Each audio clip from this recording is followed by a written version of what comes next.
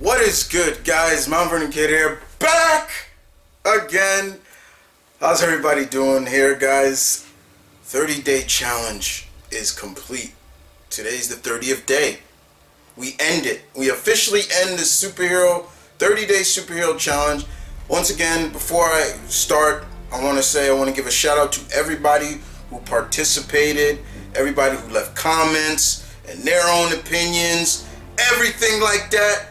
I want to say thank you. Your alpha thanks you. My pack, I love you very much. So, but we're ending it with the last topic of the superhero challenge is most unappreciated superhero. Okay. Take your pick. This is not an easy answer. Take your mother freaking pick. I was gonna curse, but I'm trying not to curse in this one. Take your pick. If you're not on the quote-unquote elite of the elite of any one of the big two, DC, Superman, Batman, Wonder Woman, Flash, Green Lantern, Aquaman, you're underappreciated. With Marvel, any of those characters that came out in the 60s and is still riding strong, Spider-Man, Daredevil, Hulk, X-Men, Captain America, Thor, Iron Man, you name it. A lot of those characters, let me specifically say, have earned their spot on the mountain. They have earned it. But anybody below those characters are underappreciated. There's not a wrong, and there's not just one answer to it. There's so many.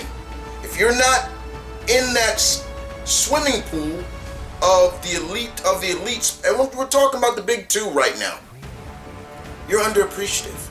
I got a good friend, a friend that I care about. He's like a brother to me, who lives in Illinois.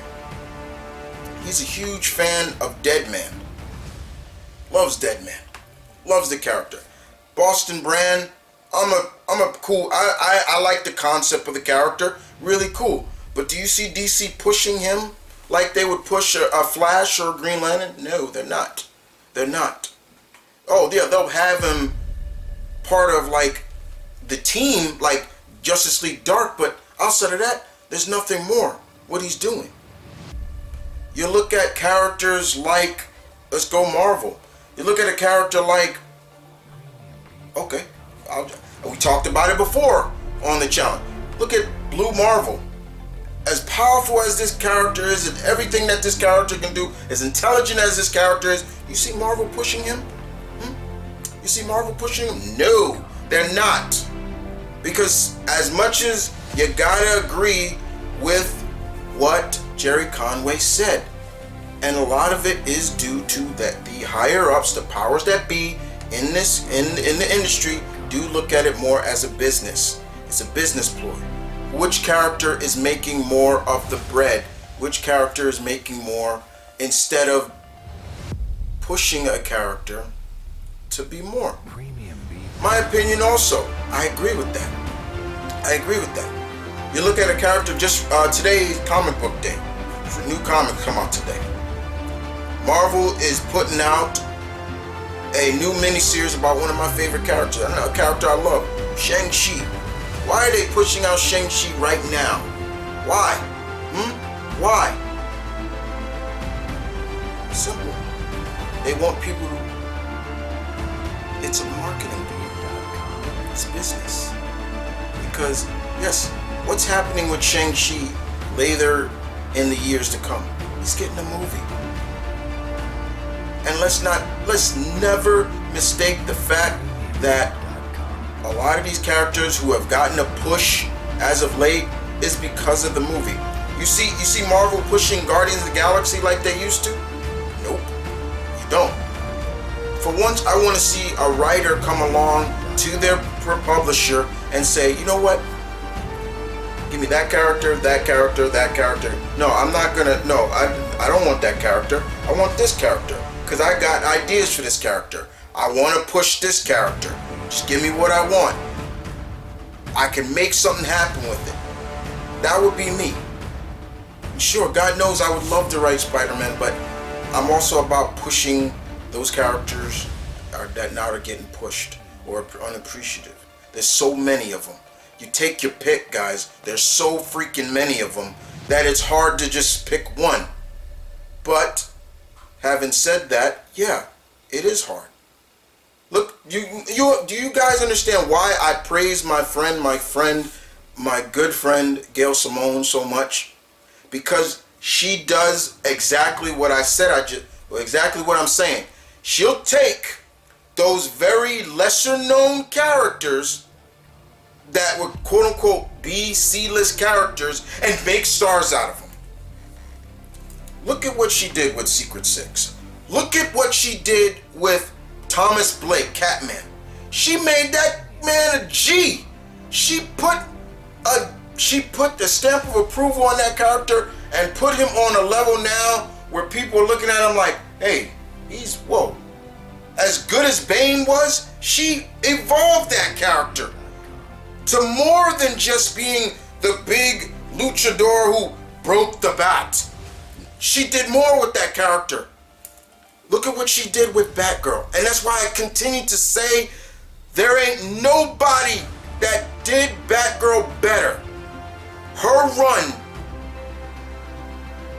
is incredible. Nobody comes close to touching her run. And yeah, I may be quote unquote a Gail Simone loyalist, but I know good shit when I see, and I just cursed.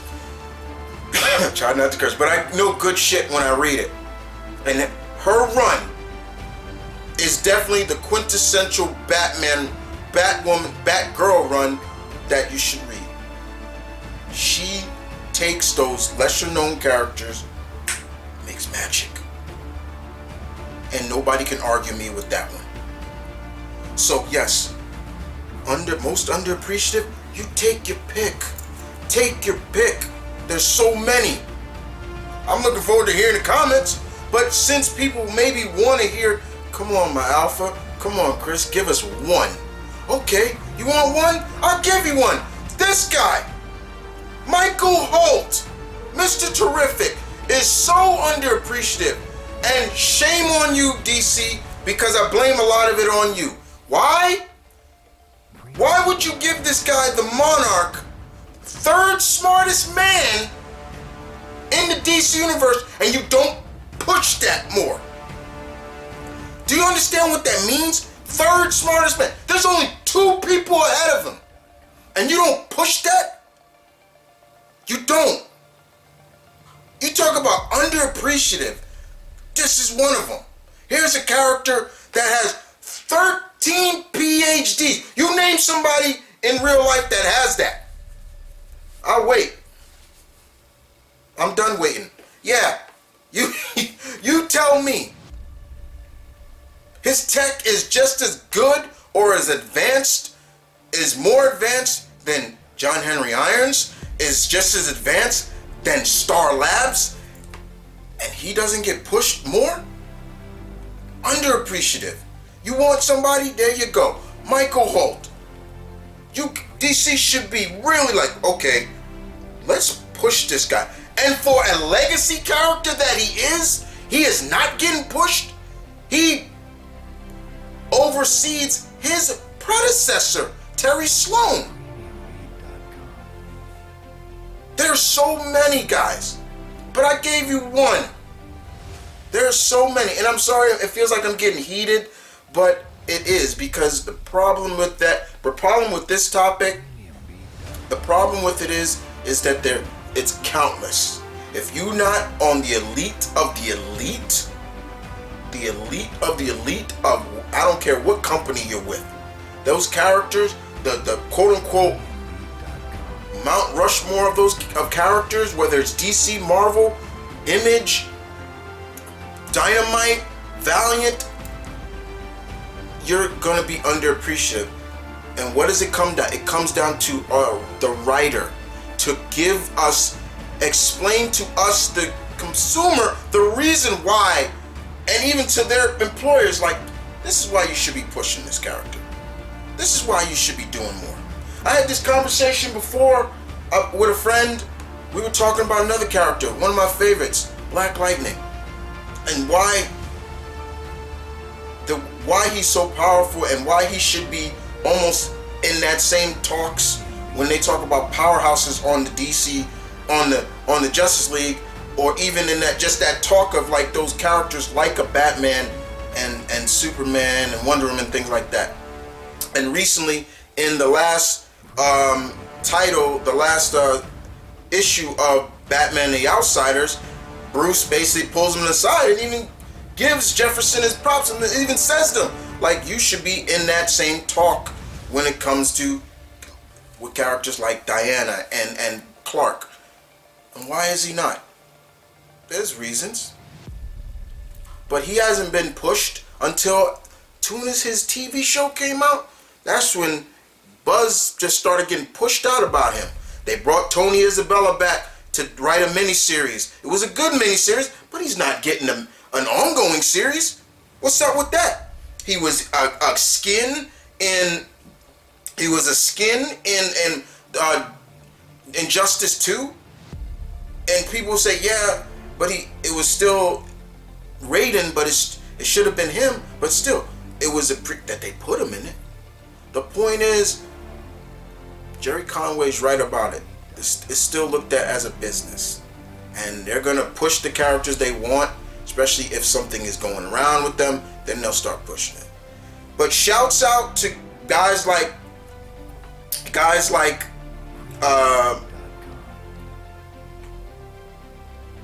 Kevin Feige, who quote unquote, as Variety News said, took the B-list characters and made stars out of them. And he's continuing that. Prime example once again. One more proof. Guardians of the Galaxy. Unless you're somebody like me, you didn't know who they were.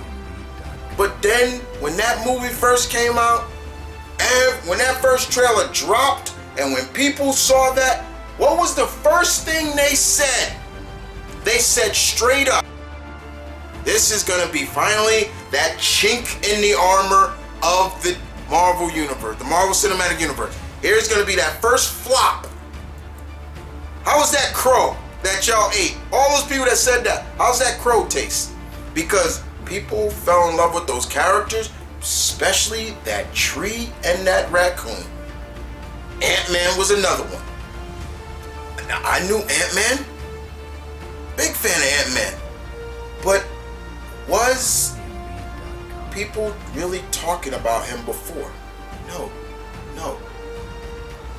And they went and gave us a movie, and they tried to give us two versions of Ant-Man. So technically,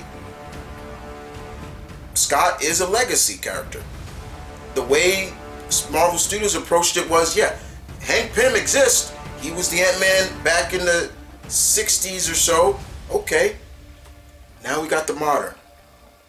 Look at where that happened. Look where it went now. 2 sequels. You got another one coming out. Guardians of the Galaxy, 2 sequels. Another one coming out. Now Marvel, with new phase, the next phase, they're introducing more new characters. Characters that I know, but the average person don't know squat about. The Eternals. Good example. Shang-Chi is another one. The plot thickens. So take your pick, ladies and gentlemen. Take your pick. Most unappreciative character? That's a long list. I gave you one, but there's so many.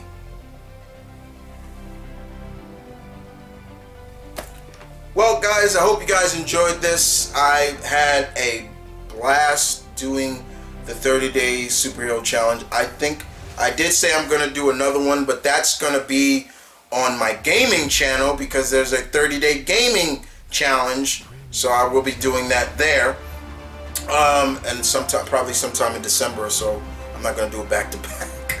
But yeah, had a lot of fun. Now, having said that, the challenge is complete. I completed it.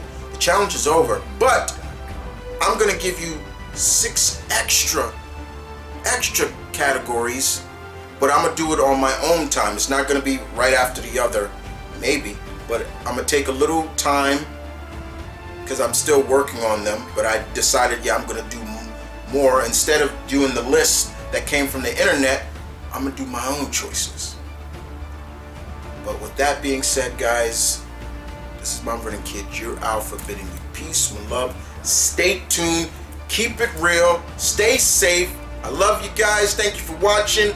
I will see you guys next time. As always, deuces.